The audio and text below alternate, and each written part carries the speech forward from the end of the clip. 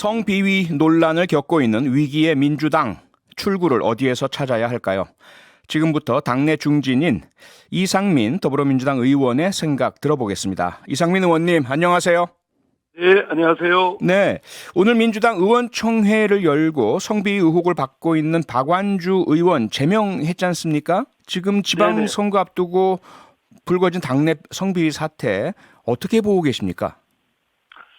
아무래도 이제 안타깝고 불행한 일이고요. 네, 박안주 의원은 평소에 좀 성실하고 또 이렇게 그런, 좀 행동하는데 상당히 모범적인 거로 생각됐었는데, 예, 그런 안타까운 일에 연루가 돼서 하여튼 참 내용은 잘 모르겠습니다만 뭐라고 코멘트 해야 될지 모르겠습니다만 하여튼 그 조심스럽기도 하고 매우 안타깝기도 하고 그렇습니다. 또 그리고 국민들 뵙기도 송구스럽고 네. 예, 그렇습니다. 의원님 좀 뭐 국민들 뵙기 송구스럽다는 말씀 주셨는데 사실 민주당이 안희정 전 충남지사부터 시작을 해서요. 오거돈 부산시장 또 서울시장 박원순 전 서울시장 연이어서 성비위에 휘말렸습니다.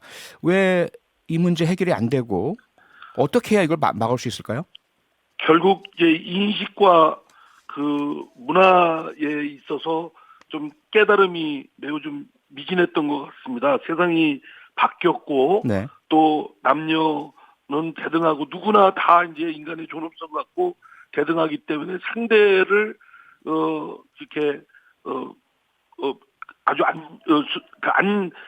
불편하게 하는 일은 해서는 안 되는 것이 기본적인 예의이고 그런데 네. 이런 일들이 이제 더불어민주당 정당 내에서 불거지고 이제 국민들께 마음 상하게 하는 일들이 생기게 하는 건 결국 그에 대한 어떤 도덕 재무장 네. 또는 윤리 인식 이런 것들에 대해서 여전히 낙후되어 있다. 네. 좀 이런 부분에 좀 경종을 울리고 지속적인 교육이 돼야 되는데 그렇지 못한 부분이 있다는 점을 깊게 반성을 합니다. 네. 근데 의원님 말씀을 하시면서 오늘 의원총회에서는 어쨌든 성비위 혐의를 받아들였기 때문에 제명 조치를 한 것으로 보이는데요. 네네. 의원님께서 지금 안타깝다, 사실관계를 잘 확인을 정확하게 못하겠다는 말씀을 주셨는데 박완주 의원 문자로 입장을 공개했습니다. 아닌 것은 네네. 아니다. 이거 어떻게 받아들여야 할까요?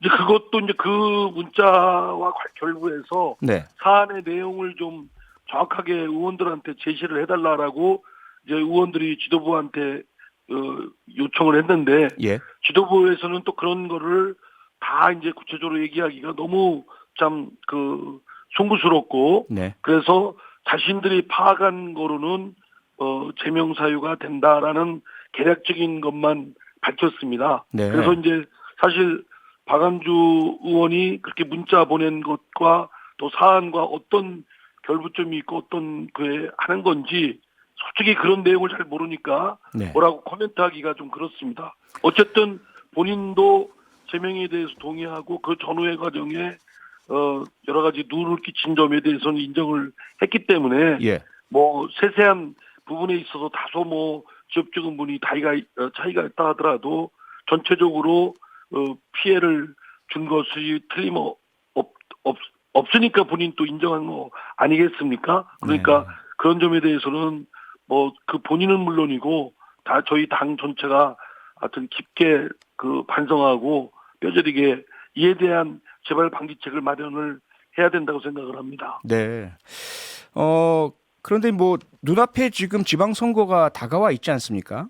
그런데 예, 지금 이 예. 사건 자체가 명쾌하지도 않고요. 박완주 의원은 아닌 것은 아니다라는 좀 해석의 여지를 남기는 애매한 입장을 밝히고 있고요. 지방선거에 악영향 계속 끼칠 우려 없습니까? 어떻게 보십니까? 당연히 악영향이 있고 그거는 현실적으로 드러날 거라고 생각됩니다. 또 예. 어쩌면 그런 회초리는 당연하다고 생각되고 그거를 피할서는 안 된다고 생각됩니다. 그래서 어쨌든 이번 사건이 저희 더불어민주당한테 다시 한번 경각심을 주는 것이기 때문에 네. 이에 대한 어떤 성평등이나 또는 여러 가지 그런 성비위와 관련해서는 피해자 중심주의를 다시 한번 깨닫고 그 중심에서 사람 관계를 이렇게 설정하고 행동을 해야 된다는 그 인식과 교육을 철저히 다시 한번 해야 된다고 생각합니다. 네. 의원님 지금 국민의힘에서요 국회의원 불체포 네네. 특권을 제한하는 내용의 국회법 개정을 추진 중이지 않습니까? 네네. 여러모로 이 법 개정은 지금 개항을 출마한 이재명 상임 고문을 겨냥한 것이다 이렇게 보고 있는데 어떻게 보고 계십니까? 그러니까 그게 만약에 이제 이재명 후보를 겨냥한 거라면 좀 매우 부적절하고 그 과다한 정치 공세다. 입법이라는 것이 일반성이 있고 보편성을 갖고 해야 하는 건데 네. 특정인을 겨냥하거나 타켓을 삼아서 입법을 한다면 그 자체가 우선 선한 의도가 아니지 않겠습니까? 예. 그렇게 해서는 안 된다고 생각되고요. 그리고 불체포 특권이라는 게 헌법상 주어진 권리로서 이게 영속적인 국회의원에 대한 또 특권이 아니고 회기 중에 의원이 의정활동을 일시적으로 그 보장해주기 위한 제도이니만큼 네. 이것은 여러 가지 검토해야 될 또 해봐야 될 부분들이 좀 많다고 생각됩니다. 그냥 네. 어느 특정인의 정치적 부분으로 몰아쳐야 될 부분은 저는 아니라고 생각됩니다. 예. 지금 윤석열 정부 인사와 관련해서 여러 논란, 혼란이 계속되고 있는데요. 정부 장관 후보자들도 그렇지만 비서실 임용에 대해서도 그렇고요. 의원님 어떻게 보고 계십니까? 예, 우선 전체적으로 이제 조각을 하는 데 있어서 다양성이 그 매우 결핍되어 있고 네. 지역적으로나 또는 성비나 또는 여러 인구의 사람들의 그 다양성이 전혀 반영이 안 돼 있고 편중돼 있다. 남성 중심, 또 50대 이상, 또 네. 서울대 뭐 이런 식으로 되어 있기 때문에 편향이 되어 있는 건 틀림없고 이거는 윤석열 정부의 중대한 결함이라고 생각됩니다. 거기다 얼마 전에 그만둔 문화 비서관이라든가 네. 이번에 또 윤재순 비서관인가요? 무슨 예, 윤재순 성비야 총무비서관. 네. 예.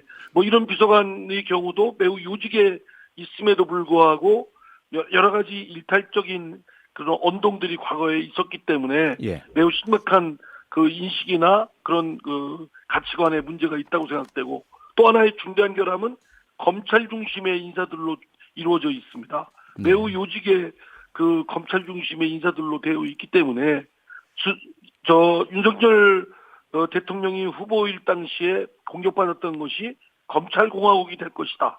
이런 부분인데 이런 거를 불식시키는커녕 오히려 그런 우려를 더 짙게 깔아놓게 되는 이 인선에 대해서는 네. 윤석열 대통령이 다시 한번 점검이 좀 필요하다고 봅니다. 네. 이게 이제 이렇게 계속 가다가는 중대한 결함이 드러날 것이고 그러면 예. 국정에 상당한 피해와 또는 국민들의 피해를 줄 것이고 네. 그로 인해서 윤석열 정부도 위기를 맞게 될 것이라는 말씀을 다시 한번 촉구합니다. 네, 전체적인 인사의 불균형, 편향성 또 문제적인 인물들에 대한 지적을 해주셨는데요. 다른 한편으로는 한덕수 국무총리 후보자 인준이 계속 늦어지는 부분, 여당에서는 민주당의 발목 잡기다, 야당의 발목 잡기가 국정에 지장을 초래한다, 이러한 이제 비판을 하고 있습니다. 어떻게 보고 계십니까?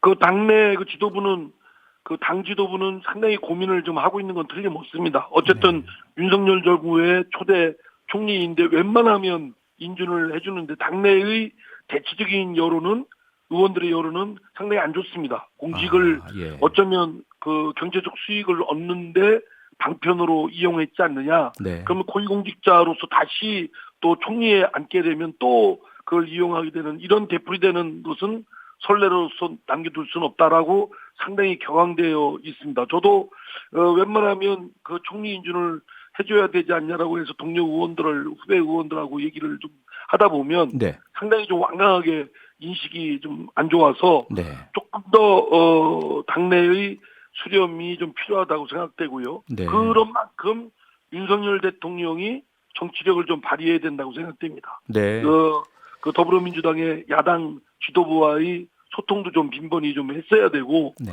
또 그를 위한 여러 가지 이런 설득이나 또는 또 요청을 좀 간절하게 좀 해야 되는데 네. 이런 부분은 좀 부족하지 않는가. 음흠. 결국 정치로서 이 부분을 타결을 해야 될 텐데 이런 생각이 들고요. 그래서 윤석열 대통령이 오늘 뭐 시정연설하고 야당 의석도 돌았지만 지금이라도 야당의 지도부와 좀 소통을 좀 잘 하길 바랍니다. 네, 마지막으로요. 오늘 의원님께서 국회의장 출마 선언하셨죠? 그 취지 네네. 짧게 설명 부탁드리겠습니다. 예, 정치가 상실돼 있거나 정치가 부재하다는 시대에 정치를 다시 한번 복원시켜서 정치가 국민들을 위해서 또 그리고 여야 간의 또 사회의 여러 가지 대립과 갈등을 용인시키는 그럼으로써 그 비전도 잘 제시하고 국민들도 희망을 갖고 기댈 수 있는 정치의 효능감을 느낄 수 있도록 네. 제가 의장이 되면 총대 메고 잘 해보겠다. 그래서 네. 쾌도난마식 리더십도 발휘하고 또 그 견제와 균형은 물론 협치도 앞장서서 해보겠다. 이런 생각으로 그 국회의장에 나서게 되었습니다. 네, 오늘 말씀은 여기까지 듣겠습니다. 고맙습니다. 네, 감사합니다. 네, 지금까지 이상민 더불어민주당 의원이었습니다. 평일 저녁 6시 5분에 여러분을 찾아갑니다. MBC 라디오 표창원의 뉴스 하이킥.